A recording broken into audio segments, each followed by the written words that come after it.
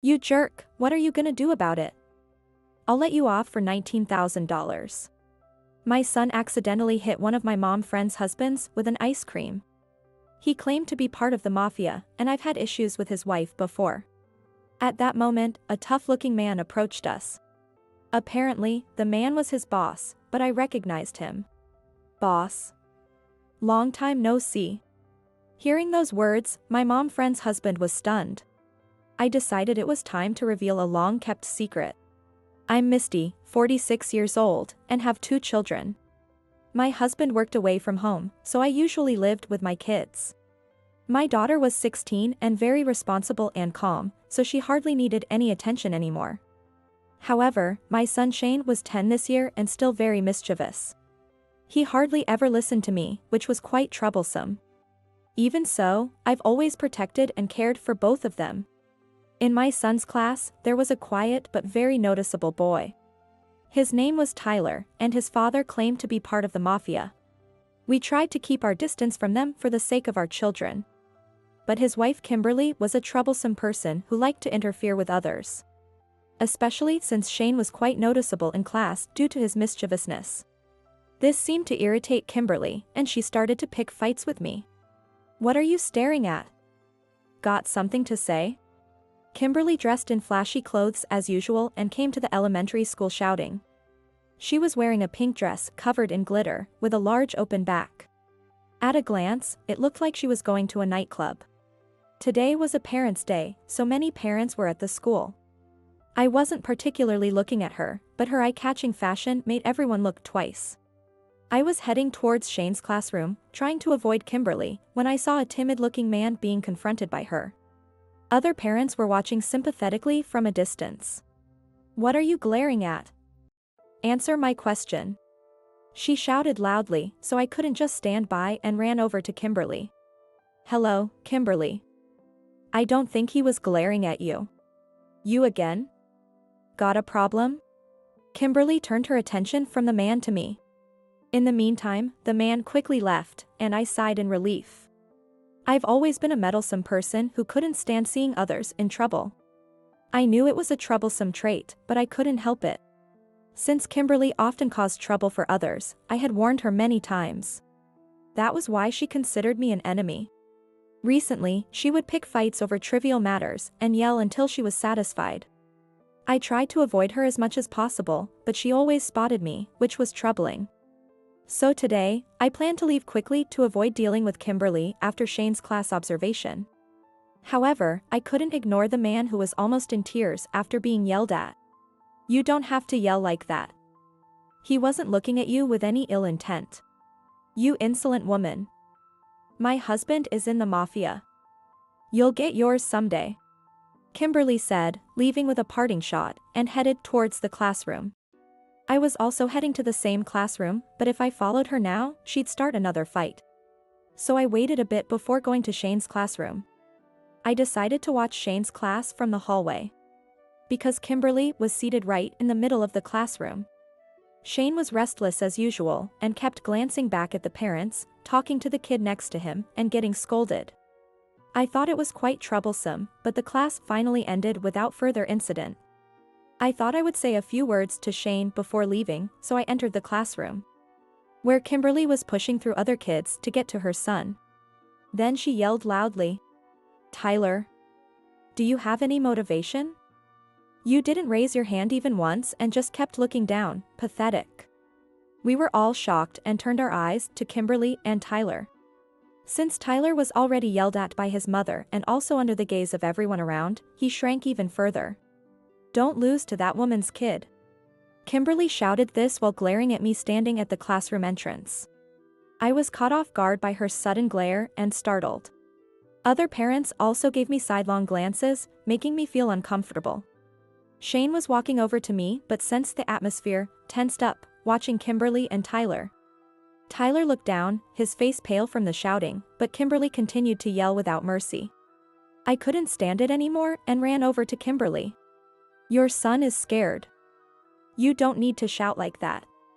Tyler was attentive in class and took good notes.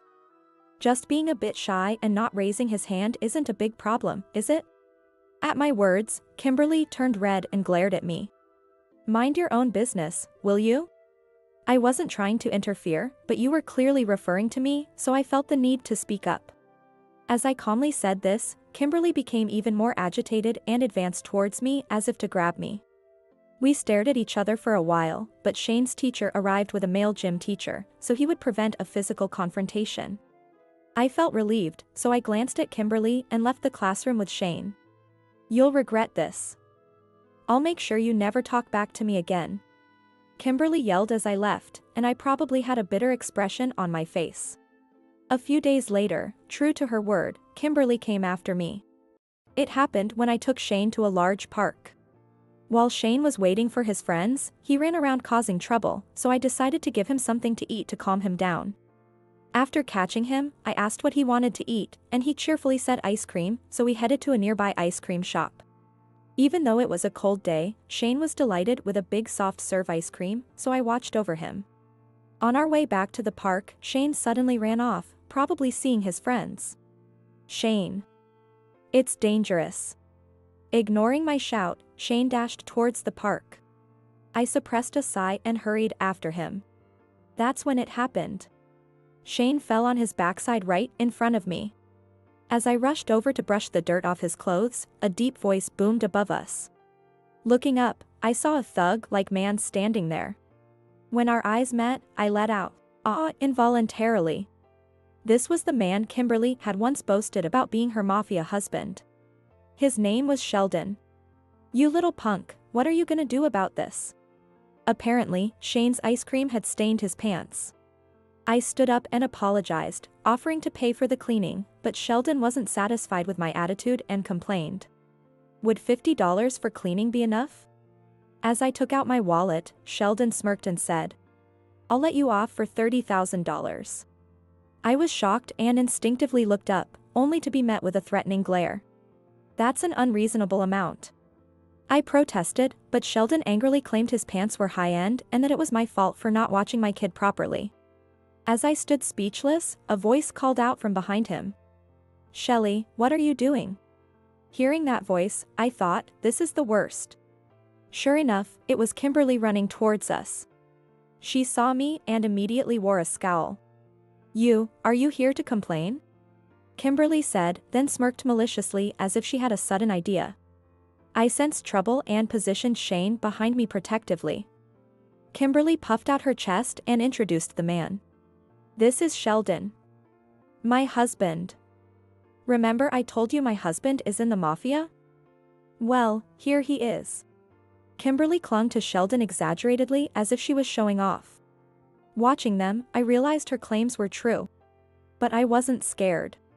More than that, I needed to protect Shane. I greeted Sheldon and apologized again for Shane hitting him with the ice cream. But reiterated that I couldn't pay the $30,000 he demanded. Kimberly sensed an opportunity and began to berate me. This woman is always so uppity. Her kid has no manners. And she always disrespected me. So think of that $30,000 as compensation. If you don't pay, you know what will happen. Because Shelly is in the mafia. Kimberly said triumphantly, but I still refused. Kimberly glared and yelled. Give her a lesson. Sheldon stepped forward and glared down at me. I met his gaze without flinching. Are you ready to face the consequences of defying the mafia? You'll pay for this. Sheldon threatened. Hearing his voice, several men gathered around. They seemed to be his subordinates, and they gave me and Shane terrifying looks after hearing what happened. I was prepared to be hit and stood firm while shielding Shane, who had started crying. At that moment, a very large man appeared. His stern face and imposing physique made it clear he was no ordinary person. Immediately, Sheldon and his men bowed their heads. The man glanced at them and growled in a low voice, asking what was happening. I recognized him. Eugene, I said. The man looked at me when I called his name. And then he hurried over with a surprised expression. Misty. Long time no see. His words stunned Sheldon and his men. It was indeed Eugene. He was a man who had looked after me a lot when I was young. Long time no see. How have you been? Doing well. What brings you here with my men? I explained that Shane had hit Sheldon with ice cream. But I didn't mention the $30,000 demand. I knew the consequences. If I tattled lightly, it could end Sheldon and his family's lives. I'm sorry for the trouble. I'll pay for the cleaning. No need. I can't let you spend your money like that, Misty. Right, Sheld? Sheldon was clearly flustered and nodded silently, sweating profusely. He briefly met my eyes, seeming to ask what my connection was to Eugene. But I didn't explain. It would take too long, and parents at the park were watching us. Before the police could be called, I wanted to leave. At that moment, Kimberly interrupted loudly. She shook off Sheldon's attempt to stop her and advanced towards me. What's going on?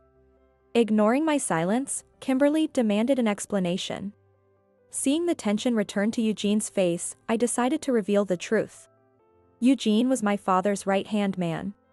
Hearing this, Sheldon and his men instantly understood and trembled with fear, but Kimberly still looked puzzled. I don't get it. Speak clearly. I was thinking of a way to avoid explaining, but Eugene lost patience and grabbed Kimberly's shoulder and pulled her away from me. Hey, Sheld. Your wife is being disrespectful to the boss's daughter. Do something about it. At Eugene's angry words, Kimberly finally understood and gasped. As she stood there bewildered, Eugene muttered "ah" and covered his mouth. I sighed, unable to blame Eugene. Ah. Sorry, Misty. Sigh. I was trying to keep it a secret. While I was whispering this, Kimberly, who had been shocked, leaned in again. You're a mafia boss's daughter. Why didn't you say anything until now? I explained to Kimberly with a bitter expression. I didn't want anyone to know my father was in the mafia. Besides, I was living with my mother by the time I entered middle school. My father divorced my mother to keep us safe from the mafia life. I've been keeping it a secret ever since. As I confessed, Kimberly looked more and more shocked. She clung to Sheldon in panic. What are you going to do? You asked for $30,000. Kimberly became visibly shaken and looked at Sheldon. He tried to cover her mouth, but Eugene had already heard. $30,000? What's this about? Eugene's low, menacing voice echoed. You idiot. Why'd you say that? Sorry. I was shocked, it's not what it sounds like. Kimberly tried to backtrack, but fell silent under Eugene's piercing gaze. Sheldon's subordinates also averted their eyes and stepped back. As Eugene approached them, their faces grew paler. Hey, why are you looking away? Got something to hide? Eugene growled and made Sheldon meet his gaze. Kimberly clung to Sheldon's arm, trembling. Speak up. Finally, Sheldon admitted that he had demanded $30,000 from me over a dispute. Eugene frowned and glared silently at Sheldon. I didn't know she was the boss's daughter. I'm really sorry. Sheldon bowed his head, but Eugene grabbed his hair and snarled. You're apologizing to the wrong person. Sheldon's face turned pale. He hurried over to me and apologized. I looked at him, feeling a mix of emotions. Eugene stood next to Sheldon and deeply apologized, glaring at him. Sheld, you idiot. Your mistake is my mistake. Remember that. I'll report everything to the boss. Be prepared. Sheldon, who was cowering, was further berated by Eugene. Then, perhaps thinking of the consequences, Sheldon turned pale and began pleading for forgiveness. Even so, Eugene's anger showed no signs of subsiding, and he looked ready to throw a punch at any moment. As I was seeing him intimidated to the point of tears by Eugene, I couldn't stand it any longer and decided to intervene. Eugene, please calm down. It's fine, let's keep this between us. But if I hadn't shown up, these guys. It's fine. They only demanded money in the end. Besides, if I tell my father about this, won't it also affect your position? Eugene realized that and looked down with a bitter expression. I've been prepared. I believe we need to report this, so I'll handle this matter myself. Thank you for your concern. Eugene reiterated this and then took Sheldon and Kimberly home. I just saw them off since he said so, but Eugene wasn't directly at fault for what happened this time. I felt somewhat worried, so I immediately called my father. After discussing it with my father, Eugene was effectively cleared of any wrongdoing in this matter. However, Sheldon and Kimberly couldn't be let off the hook. Although my father didn't say it explicitly, he mentioned that Sheldon and his subordinates would be assigned the toughest jobs. That was beyond my knowledge as an ordinary person. My father had his own way of handling things. Meanwhile, Kimberly had become very subdued. I heard she was getting a divorce from Sheldon and would become a single mother. She looked more worn out each day due to balancing work and raising her child. Her clothes were no longer what they used to be, but just plain and inexpensive outfits. Seeing Kimberly like this, I wondered if I should help, but I felt guilty every time she seemed afraid of me. So I decided it was better to stay away. I still had a good relationship with both my parents, and we regularly had meals together. My husband will soon return home from his business trip, and I am looking forward to it. Though my family is a bit unusual, I feel very happy.